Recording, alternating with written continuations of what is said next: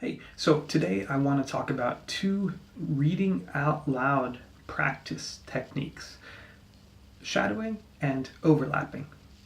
Okay, so in shadowing, what we do is we have a movie clip, or it could be some audio file that the students might have practiced it already.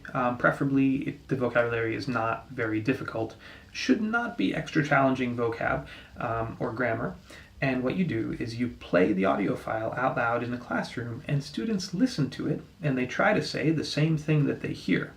They haven't memorized it. It's not necessarily that they memorize it. So when they're speaking, there's going to be a lag of like 1 or 2 or 3 seconds maybe between when they hear it and when they can say it.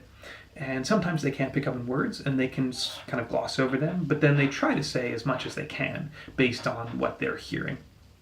And that's called shadowing. And that's a very good technique for practicing listening and speaking. And it's really, really good for developing natural timing and pronunciation, because students are just concentrating on saying whatever they hear, and they're naturally going to try to copy the pronunciation very closely. 3 billion human 3 lives billion ended on human August lives 29th, ended on August 1997. 29th, 1997. Survivors of The the survivors nuclear of the nuclear fire called the War Judgment Day. Judgment Day. They lived They only lived to face a new only nightmare, to face a new nightmare, the war against the the war machines. against the machines.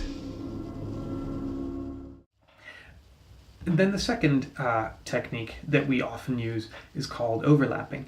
And in overlapping, you have an audio file, and then you also give students the text.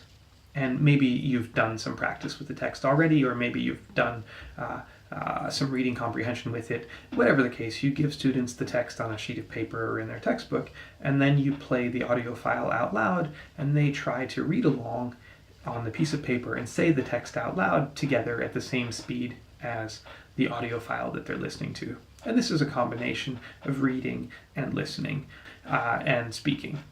So those are two ways that you can have students practice out loud that are very structured, that will help them develop those specific skills with a particular eye on pronunciation and timing, because they're trying to match the pace and the pronunciation and volume and feeling of the native speaker who read the original passage.